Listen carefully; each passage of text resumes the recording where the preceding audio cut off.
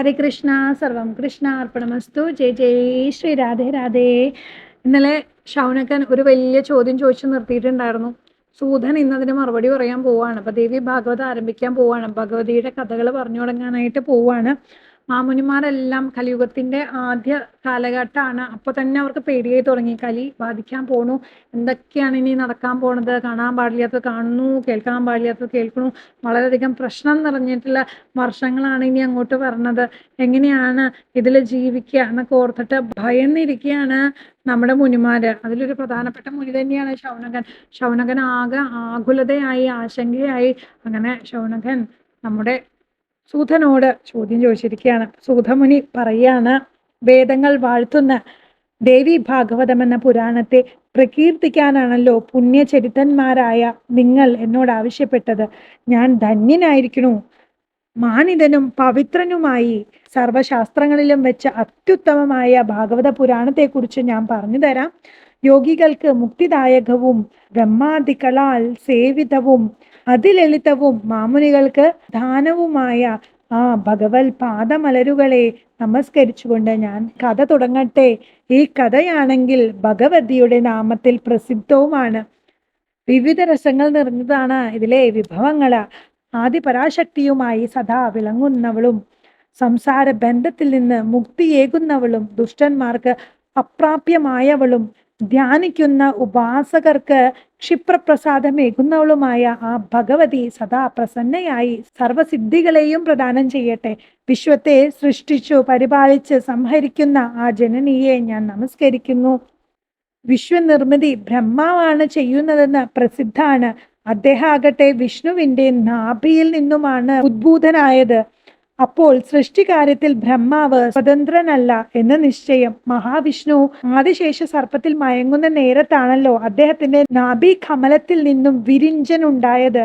ഹരിക്ക് സഹസ്രശീർഷനായ വിഷ്ണുവാണ്, അതായത് ആദിശേഷൻ, ആധാരമെങ്കിൽ ഭഗവാന് സൃഷ്ടി നടത്താൻ സാധിക്കുന്നത് എങ്ങനെയാണ്? കൽപ്പകാലത്തെ പ്രളയജലം രസരൂപമാണ്. അതിനൊരു പാത്രമില്ലാതെ നിലകൊള്ളാനും ആവില്ല. അതിങ്ങനെ താങ്ങി നിർത്തുന്നത് ശക്തിയാണ്, അതായത് ദേവിയാണ്. അഖിലത്തിനും താങ്ങായി ശക്തിയായി നിലകൊള്ളുന്ന സർവഭൂത ജനനിയെ ഞാൻ കൈതൊഴുന്നു. യോഗനിദ്രയിലാണ്ട് മഹാവിഷ്ണു ഭഗവാനെ കണ്ട് താമരയിൽ ഇരുന്നു കൊണ്ട് ബ്രഹ്മാവ് സ്തുതിച്ചതായ ദേവിയെ ഞാനും ഇതാ നമിക്കുന്നു. അരൂപയും സുഗുണയും മായാമയിയും മുക്തിപ്രദായികയുമായ ദേവിയെക്കുറിച്ചുള്ള പുരാണം നിങ്ങൾ ശ്രദ്ധിച്ചു കേട്ടാലും. ഇനി ദേവി ഭാഗവതത്തെ കുറിച്ചാണ് പറയണത് കേട്ടോ. ദേവി ഭാഗവതത്തിന്റെ പ്രാധാന്യമാണ് പറയണത്. വളരെയധികം ശ്രദ്ധിച്ച് തന്നെ കേൾക്കണം. 18,000 സാരഗർഭങ്ങളായിട്ടുള്ള ഉത്തമ ശ്ലോകങ്ങളാണ് ഈ ഒരു പുസ്തകത്തിലുള്ളത്. 12 സ്കന്ധങ്ങളാണുള്ളത്. 318 അധ്യായങ്ങളാണുള്ളത്. 1-ാം സ്കന്ധത്തില് 20, 2-ൽ 12, 3-ല് 30, 4-ല് 25, 5-ല് 35, 6-ൽ 31, 7-ൽ 40, 8-ൽ 24, 9-ൽ 50, 10-ൽ 13, 11-ൽ 24, 12-ൽ 14 എന്നിങ്ങനെയാണ് അധ്യായങ്ങൾ ക്രമീകരിച്ചു വച്ചിരിക്കുന്നത്.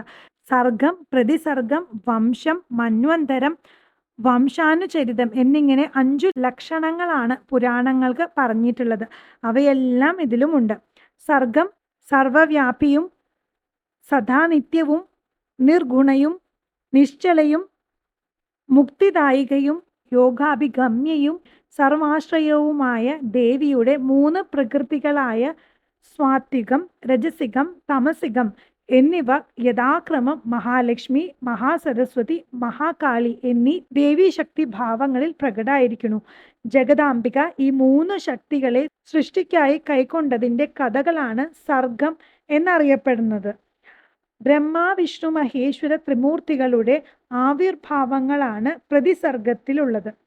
സൃഷ്ടി, സ്ഥിതി, സംഹാര പ്രവർത്തനങ്ങൾ ത്രിമൂർത്തികളുടേതാണല്ലോ. വംശത്തിൽ സൂര്യ ചന്ദ്ര വംശങ്ങളിൽപ്പെട്ട രാജാക്കന്മാർ, അസുരന്മാർ എന്നിവരുടെ വംശങ്ങളും വർണ്ണിക്കുകയാണ്.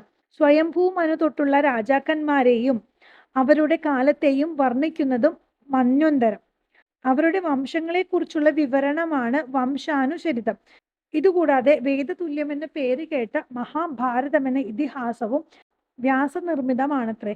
1,400,000 ശ്ലോകങ്ങളാണ് മഹാഭാരതത്തിലുള്ളത്. ശൗനകൻ പറഞ്ഞു, ഏതൊക്കെയാണ് ആ പുരാണങ്ങൾ എന്ന് വിസ്തരിച്ചു പറയൂ, ഞങ്ങൾക്ക് കേൾക്കാൻ ആഗ്രഹമുണ്ട്. കാലഭീതിയിലാണ് ഞങ്ങൾ ഈ പുണ്യഭൂമിയിൽ വസിക്കുന്നത്. മനോമയമായ ഒരു ചക്രം ഞങ്ങൾക്ക് തന്നിട്ട് ബ്രഹ്മാവ് ഞങ്ങളോട് പറഞ്ഞു, ഈ ചക്രത്തിനെ പിന്തുടർന്നാൽ നിങ്ങൾക്ക് പവിത്രമായ ഒരിടത്തെത്താം. അവിടെ കലിക്ക് പ്രവേശനമില്ല. സത്യയുഗം വരെ നിങ്ങൾക്ക് അവിടെ താമസിക്കാം. ആ മനോമയമായ ചക്രം ഉരുട്ടി ഞങ്ങൾ ഇവിടെ എത്തിയിരിക്കുന്നു. നേമി അഥവാ ചക്രം ഇവിടെ എത്തിയപ്പോൾ നിശ്ചലമായി. അങ്ങനെ ഈ പ്രദേശത്തെ നൈമിഷം എന്ന് പേര് സിദ്ധിച്ചു. കലിക്ക് പ്രവേശനമില്ലാത്ത ഇടമായതിനാൽ ഞാൻ മാത്രമല്ല, സിദ്ധന്മാരും മുനീന്ദ്രന്മാരും എല്ലാം ഇവിടെ എന്നോടൊപ്പം കൂടി. അരി, എള്ള്, ഉഴുന്ന്, പഞ്ചസാര, മധു, നെയ്യ് എന്നിവ ചേർത്തുണ്ടാക്കിയ പുരോടാശം ഉപയോഗിച്ച് പശുക്കളെ കൂടാതെയുള്ള യാഗങ്ങൾ ചെയ്താണ് ഞങ്ങൾ സത്യയുഗം വരെ കാലം കഴിക്കുന്നത്. അങ്ങിപ്പോൾ വന്നെത്തിയത് ഞങ്ങളുടെ മഹാഭാഗ്യം. ഭാഗവത കഥ ഉടനെ തന്നെ തുടങ്ങിയാലും പറയാൻ അങ്ങയെപ്പോലുള്ളവനും കേൾക്കാൻ ഉത്സുകരായി ഞങ്ങളും ഉണ്ടല്ലോ. മറ്റു കാര്യങ്ങളൊന്നും ചെയ്തു തീർക്കാനില്ലാത്തതിനാൽ ഏകാഗ്രചിത്തരുമാണ് ഞങ്ങൾ. താപത്രയങ്ങളിൽ നിന്നും അങ്ങേക്ക് മുക്തി ഉണ്ടാവട്ടെ. ധർമാർത്ഥ കാമങ്ങളെ കൂടാതെ ജ്ഞാനത്തെയും ഭാഗവതത്തെയും ഭംഗിയായി വർണ്ണിച്ചിട്ടുണ്ടല്ലോ. മോക്ഷദായകമാണ് ജ്ഞാനം. കൃഷ്ണദ്വൈപായനൻ ചൊല്ലിത്തന്ന കഥകൾ കേട്ട് ഞങ്ങൾക്കിനിയും മതിയായിട്ടില്ല. കലിയെ പേടിച്ച കലിയുഗത്തിന്റെ ആദ്യം തന്നെ നൈമിഷാരണ്യത്തിൽ എത്തിയിരിക്കുകയാണ് ഇവരെല്ലാവരും. നൈമിഷാരണ്യത്തിലാണ് എല്ലാവരും താമസിക്കുന്നത്. നൈമിഷാരണ്യത്തിൽ ഇരുന്നുകൊണ്ട് ഭഗവതിയുടെയും കണ്ണന്റെയും ഒക്കെ കഥകൾ കേട്ട് മുനിമാര് ഈ കലിയുഗം തീർക്കുകയാണ്. അവർക്ക് സത്യയുഗം വരെ അവിടെയാണ് കഴിയേണ്ടത്. അപ്പോൾ കഥകൾ കേൾക്കാൻ അവർക്ക് തിരക്കായി. അവർ ചോദിക്കുകയാണ് മുനിയോട്, സൂതനോട് വേഗം തന്നെ കഥകൾ പറയാനായിട്ട്. ഇനി അടുത്ത അധ്യായത്തിൽ നാളെ നമ്മൾ കേൾക്കാൻ പോണത് വ്യാസനിൽ നിന്നും ഗ്രഹിച്ച പുരാണങ്ങളെ കുറിച്ചാണ് കേട്ടോ. എന്തൊക്കെ പുരാണങ്ങളാണ് ഗ്രഹിച്ചത്, എങ്ങനെയാണ് ഓരോ പുരാണങ്ങളും വരുന്നത്, എത്ര ശ്ലോകങ്ങളുണ്ട് തുടങ്ങിയിട്ടുള്ള കാര്യങ്ങളൊക്കെയാണ് നമുക്ക് അടുത്ത അധ്യായത്തിൽ അത് കേൾക്കാം. വളരെയധികം ഭക്തിയോട് കൂടിയിട്ട് എല്ലാം ഭഗവതിയുടെ തൃപ്പാദത്തിൽ സമർപ്പിക്കാം. മനസ്സ് ഇതിൽ അർപ്പിച്ചുകൊണ്ട് ഈ കഥ കേൾക്കുന്നവരും ഈ കഥ വായിക്കുന്നവർക്കും ഒക്കെ ഭഗവതിയുടെ അനുഗ്രഹം ഉണ്ടാവും. ഭഗവതി ദാസന്മാരായവർക്ക് ഭഗവതിയുടെ അനുഗ്രഹം എപ്പോഴും ഉണ്ടാവും. എല്ലാവിധ ഐശ്വര്യങ്ങളും എല്ലാവർക്കും ഉണ്ടാവട്ടെ. എല്ലാവിധ കർമ്മങ്ങളും ചെയ്തു തീർക്കാൻ ഭഗവതിയുടെ അനുഗ്രഹം ഉണ്ടാവട്ടെ എന്ന് പ്രാർത്ഥിക്കുന്നു. എല്ലാ ദുഃഖങ്ങളും ഭഗവതി മാറ്റിത്തരും. ഈ കഥകൾ മുഴുവൻ കേട്ട് കഴിഞ്ഞാൽ, ദേവി ഭാഗവതം മുഴുവനും പഠിക്കുന്ന ഒരാൾക്ക് ഭഗവതിയുടെ അനുഗ്രഹം എപ്പോഴും ഉണ്ടാവും. ഭഗവതി എന്നും കൂടെ ഉണ്ടാവും കേട്ടോ. അപ്പൊ ഭഗവതിയുടെ തൃപ്പാദത്തിൽ നമുക്ക് ഇന്നത്തെ അധ്യായവും സമർപ്പിക്കാം. എല്ലാം ഭഗവതിയുടെ തൃപ്പാദത്തിൽ സമർപ്പിക്കാൻ എല്ലാം പൊന്നു ഗുരുവായൂരപ്പന്റെ തൃപ്പാദത്തിലും സമർപ്പിക്കുകയാണ്. സർവം കൃഷ്ണാർപ്പണമസ്തു. ജയ ജയ ശ്രീ രാധേ രാധേ.